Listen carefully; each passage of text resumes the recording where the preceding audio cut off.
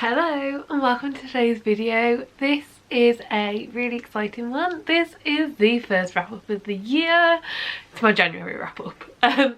Yeah, this is just a monthly wrap up, all the books that I read during the month, but obviously January is the first month of the year, and in the first month I got through 16 books. It's this pile and this pile, which I'm really quite happy with. I didn't have the best reading start to the year. The first couple of days I did a reading vlog where I read for 48 hours and just read loads of books, and then I feel like I read 2 or 3 other books and then I just got into a massive slump, honestly. But about a week into that slump, when I realised it wasn't going away, I reread an entire series, which constitutes a lot of the actual size of this pile. And then since rereading that series and getting myself back into like that mood and the vibe of just like wanting to read and enjoying, and yeah, all of that, it's been really good. I'm back on it. I only finished one more book after that series in the month, but we're already a couple of days into February as I'm filming this. You're probably seeing this later today, so it's February 2nd when I'm filming this.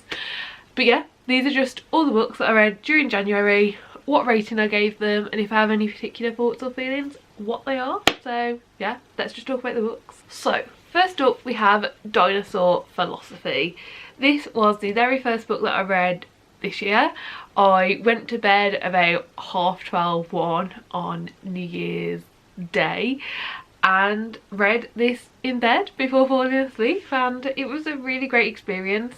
I had already read Dinosaur Therapy, which I don't believe this is a series, but they're kind of like related to one another essentially.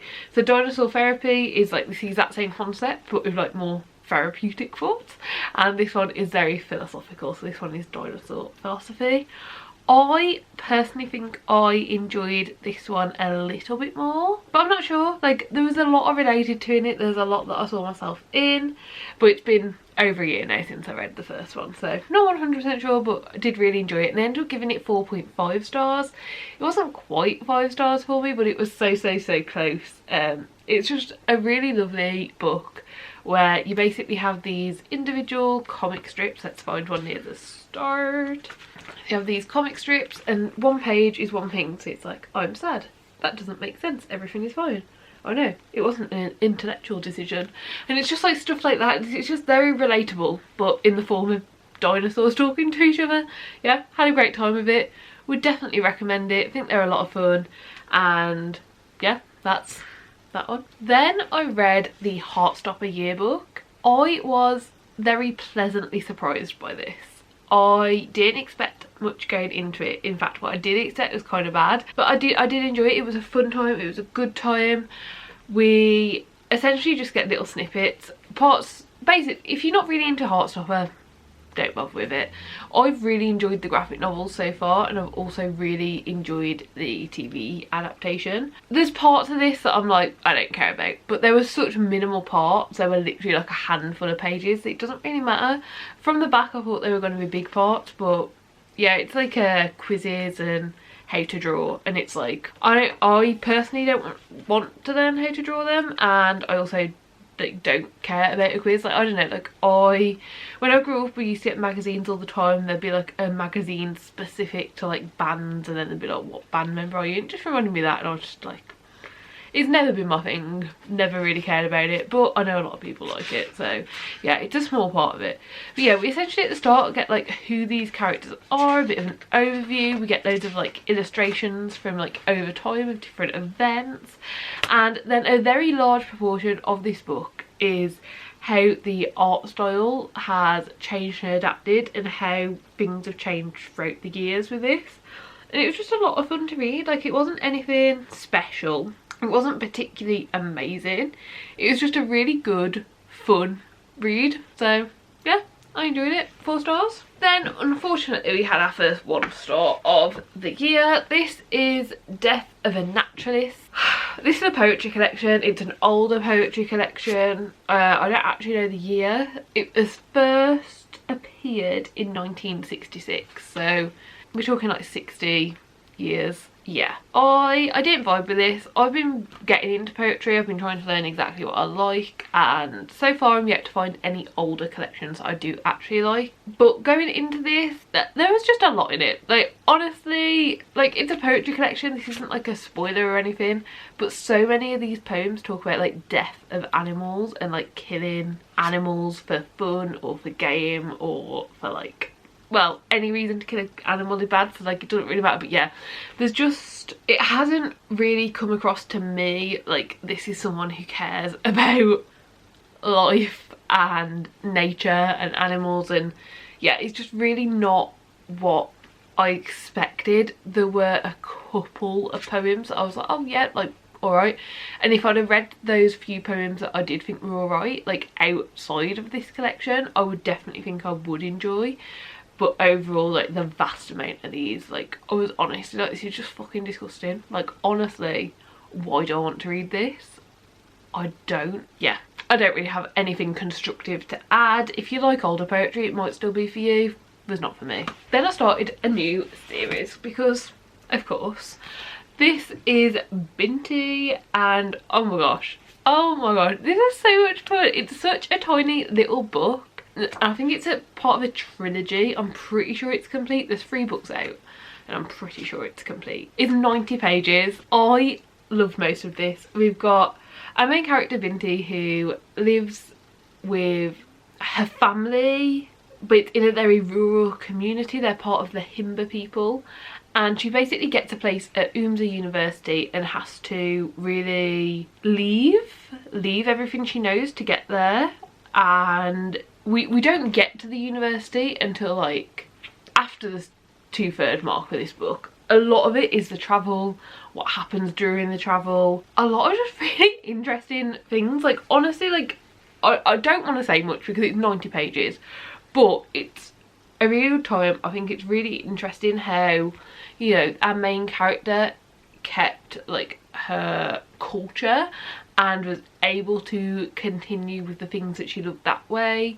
But it also spoke a lot about there being lots of different types of people and everyone accepting each other and being this very interesting thing. We meet a lot of interesting characters.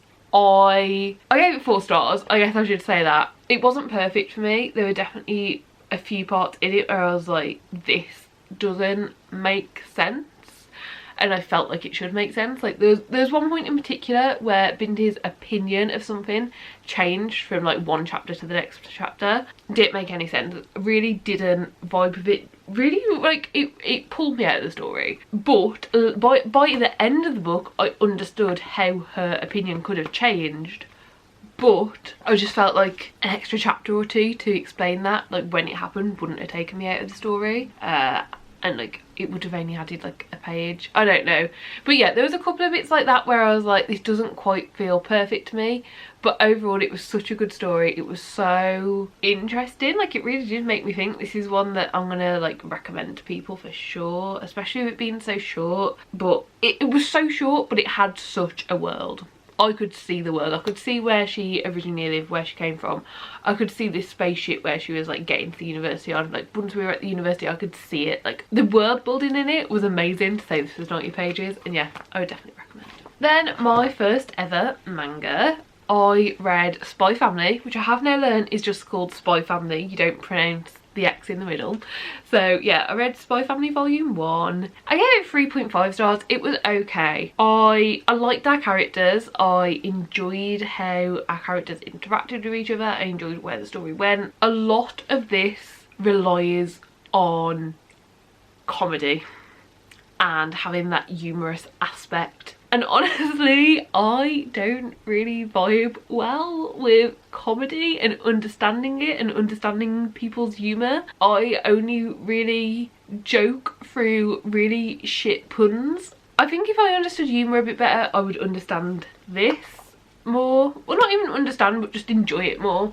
I think, you know, if it makes you laugh, if you can get that aspect out of it, if you read this and laugh, like I can understand why this is some people's like favourites and why they rate it so highly. I enjoyed it enough to continue on with the series for now, and I just hope I can continue getting more into it. I do like our characters, I like the setup, and to be honest this volume did all seem like setup. Like it didn't really feel like we started the main story arc, especially from like what I even know from the back. It doesn't really seem like a main story arc yet. So yeah, I guess we'll just see. It's one I'm happy I started. I'm still intrigued about the story. I don't yet know if I would recommend it at large just because of that comedy aspect for me.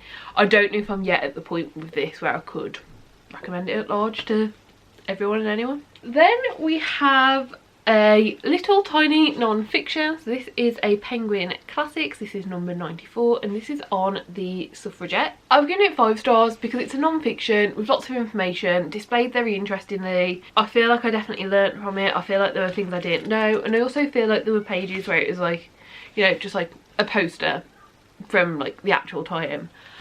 And it really intrigued me. It really made me look, really made me think, and it was good in that aspect. I will say that going into this, I assumed you could go into it with like no base knowledge. Now I do have a base knowledge from school. We did do a little bit on like the suffragettes and the suffragists and that movement. I had some base knowledge. I feel like without that I would have been very confused and very lost with this. I definitely don't feel like it's a book for beginners, even though how the book I guess looks and just like comes across might make you think that.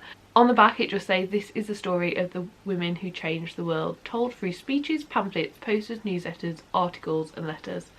So yeah, I don't know, I'm glad I read it for what it did, for the information it had, for the fact that it's this like very short non-fiction book that I really do feel like I gained a lot of knowledge from.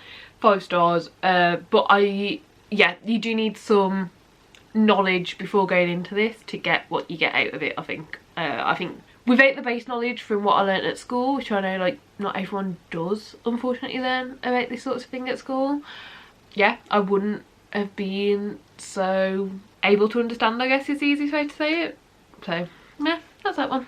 Then the first poetry collection I actually enjoyed this year. So I read All the Flowers Kneeling by Paul Tran. This was amazing. Like honestly, just amazing. I feel like I even like wrote in bits of this. Like I don't know, I mustn't have had tabs on me at the time, but I'm pretty confident I wrote in it. Wow, yeah, I would definitely recommend this. I gave it 5 stars, obviously. Yeah, so much to say. This is very raw, it's very honest. We really get the insights into this person's life and what they went through, and we see a lot of inner workings of their mind and how they think, and maybe ways that honestly I'm like can't even believe was written down, because like yeah, sure, maybe you would have this fleeting negative thought, but for it to be wrote down like this on it, like it was amazing. It was amazing. I don't really know what to say. I will say check trigger warnings before going into it. There is a lot of content in here that is sensitive, and one thing that I would recommend, I will link it down below if I can find the video again, but there was a video online where the author, they were being interviewed, and throughout that interview it was kind of like more of like an academic thing. Like I don't think it was like an interview as in for like publication. I think it was like an academic place was interviewing the author. They read a few of the poems in that interview, and I feel like that would be a really good place to start and see if you like it, see how you feel about it, see if it touches you. But oh my god, like especially like some of them I was reading through whilst they were like saying them, and like it was so emotional. Like it was really amazing how much impact this had, and it's definitely one that I think I will revisit in the future. So yeah, that's that one. Next up, to finish off the Lunar Chronicles, I read Stars Above. This is a short story collection from the Lunar Chronicle world. Winter is the last full book, like the last full novel in this series, and I read that right at the end of last year, and this was the only one I had left. There is a spin-off graphic novel series that I do plan on continuing to read, but for now this is the end of the actual Lunar Chronicles. it was fun, it was good, I gave it 4 stars. I feel like it would have been more impactful if a few of the stories were taken out or changed and you could read this before reading the last book. I just felt like after reading the last book, which left such a big like punch, you know, like so much happened in it, so many twists and turns and like things that you really weren't expecting, I just don't feel like this one had the same effect. And I feel like it was, letdown seems harsh, but I can't think of a better word to describe it than a bit of a letdown from the writing I'd got used to in the series. So yeah, if you enjoyed the series, I think you might enjoy this. Don't expect the same punch, don't expect the same sort of twist, just expect a fun story where you see a few characters and a few new characters. But yeah, that's that one. Next up, I read my first Shakespeare of the year. One of my goals this year was to read some Shakespeare. I can't remember what number goal I set. It was either like 6 or 8 or 10 or 12, I guess. I've got a feeling it was 6, but I'm not 100% sure. But I started with The Tempest. This is one that I was familiar with. I'd read it at school a bunch of times. To say I read it at school a bunch of times and didn't particularly enjoy it, I don't know why I chose it to begin with. But essentially, I guess I thought outside of like the academic process of having to go through it with like a fine-tooth comb, I would enjoy it more if I was just reading it for the story. I did not. I gave it 3 stars. It was fine. There was nothing particularly bad about it. Obviously a lot of it is outdated and a lot of the terminology can be questionable, let's just say that. But overall I thought it was fine. I already know the story, so it's not like I can say like at least it'll stick with me, because like I already knew the story anyway. But yeah, it was just fine. It's one where it's like, I'm glad I read it. I didn't enjoy it enough to ever pay to see it. Yeah, I expect that some Shakespeare I'll read and I'll be like, I would love to see that. Like I would love to like actually see like an actual performance of this, or watch an adaptation or something like that. No interest in this. I do know there is some sort of adaptation because I'm sure I watched it at school, but yeah, no, it's been however many years, over 10 years now, and I still just don't love it. But at least I know. At least I know. Then by this point in the month I was getting into a bit of reading slump. I'm not gonna lie, I just wasn't really wanting to pick up books, I guess. So what I decided to do was eventually start my read of Skulduggery Pleasant. I read book 1 for sure when I was like a small child, probably when it came out. In fact, I know it was definitely when it came out, because my original copy, like I had to repurchase this, but my original copy was the like orange cover, which was like exclusive. Sprayed edges sort of thing. And yeah, now that I'm rereading this, I wish I'd have kept it. But yeah, this came out in 2007, so I probably read this last in 2007, but I never continued on with the series, and I would like to.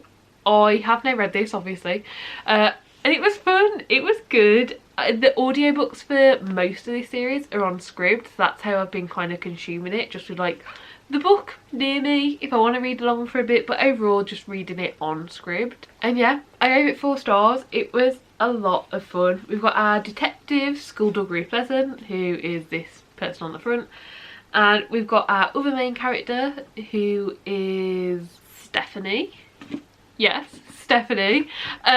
If you read the series you understand why I haven't 100% remembered the character name, because I am now almost at the end of book 2. Like, yeah, slight spoiler, but you'll probably see book 2 next month's wrap up. But yeah, it was just so much fun. I really loved the audiobook as well. Reading along with the audiobook, there were so many like sound effects added, and at the end of every chapter you had like a spooky little jingle. And yeah, it was just really good vibes, really enjoyable story. And even though it is marketed at a younger audience, like I am an adult and I've read this and enjoyed it, so I 100% think that you can and have a good time with it and have a really fun reading experience. And even though I am so much older, I didn't see every twist, I didn't see it all come in, so yeah, it was a fun time. Then I'm going to do this next series all together, honestly, because I might as well. I've read these all before, you've probably seen them all in videos before, but I next up read these 5 books, which is the ACOTAR series. So yeah, I'd got into a proper reading slump by this time, and I just knew that I needed something that I had read before and knew I was going to enjoy, follow along with, but not need to be like super following along. Like, I know these well enough that if my brain does like stop for a second, it's okay. And I read these all via audio as well, so I'm struggling to hold these up, so I'm going to put them down in a second. Yeah, let's just hold the first one up. So the first one being ACOTAR. I feel like I gave most of them 5 stars. I think it was like 5, 5, 5, 3.55, I think. I just really enjoy this series. I think it's a lot of fun. It's a good time. If you don't know what ACOTAR is, our main character Feyre kills a wolf. Yeah, so it was a wolf, that says it on the back. And she basically, as some part of the deal, has to be taken to the Fey Realms and live there. Things progress. Yeah. It did exactly what I needed it to do. It got me out the slump. I had a fun time. I had a good time. I was just like listening at any chance I got, honestly. Like, it made me want to like put my headphones on and listen to an audiobook again. And it made me want to read. Like, it did exactly what I needed. Yeah, most of them are 5 stars except for the little novella, 3.5. I enjoyed what it did, but it wasn't really for me. So yeah, that's those. Very quick, very simple. I know if you want to hear more, I'll find the video and link it down below where I like talk about them more. Then the very last book that I read in the month was A Quick and Easy Guide to Queer and Trans Identities. This is a little like graphic novel format where it is just like non-fiction. What are queer identities, what are trans identities, what's the correct wording to use, what is good, and also like if you're trying to figure it out for yourself, like how you can do that, how you can interact, how you can find like-minded people. It was just a really good little book. It is definitely one that I'd recommend to like younger people. I would say if you know, if you're like a teenager, just read it. Like, why not? Like, educate yourself. And yeah, I haven't actually rated it on Goodreads yet because I can't decide what to rate it. I think it does an amazing job. It does what it sets out to do. It's very clear, it's very easy to follow, it's suitable for anyone of any age, it's suitable for people who are wanting to learn about themselves, people who are wanting to learn about friends, families, people who just want to educate themselves, and it does all that, and it does it really, really well. There was one part which, for me, reading it, I understand this, but I feel like I think this is a sort of book that a lot of beginners doesn't sound like the right word, but eventually like people would come to as a resource maybe the first time they're looking into something like this. And I would have liked to have seen it highlighted a bit, like all this information is valid, all this information is great, all these labels are valid, all these labels are great. Don't feel pressure to find a label, I guess. And I think that's just an important thing to put in, especially for, you know, people who are trying to figure themselves out. You don't need to do it all in one day. You don't need to worry, you don't need to find a label. You can be you, be cool. Like, I don't know. I know it's something very small, but just because this is something that, like, if I was to give this book to someone, if I was to give this book out to people, I would think the people I would give it to is people who, you know, really do have no idea. This is a great starting book. And yeah, I just would have liked to see that included. It wouldn't have taken much to do it, but yeah, basically it's going to either be 4.5 or 5 stars. Either way, it's great, it's amazing, but I haven't actually rated it or updated my Goodreads to say I've finished it yet because I just don't know exactly what rating to give it. But I would definitely recommend it. I would definitely read it. I would say pick a copy up, get it from the library. However you read books, give it a go. Honestly, it is really good. I learnt things. Like, I consider myself to be like quite educated. I do try and like keep myself up to date with everything. I do try and understand everyone. Everyone is valid, obviously. And there were things that I learnt in here, so that was really cool as well. Yeah, I think I'm talking myself into giving it 5 stars. Maybe I'll just make a note of it on the review. But either way, yeah, would recommend. Had a good time. So, you can't actually see all the books because I started the pile down here, but those were all the books. They're all back there now. That I read in January. It was 16 books, and I don't know if I've 100% kept the pages like correct, but I think it was 4,448 pages total. Obviously a lot of those I read as audio, a few of those are picture format, but yeah, 4,448 448 pages. That's like amazing. That is more than my average from each month last year. So yeah, had a good time, had a great time. Hope you enjoyed the wrap up. Hope you'll stick around for more. Give the video a like if you liked it. Subscribe down below if you'd like to see more videos like this, and hopefully I'll see you next time. Bye.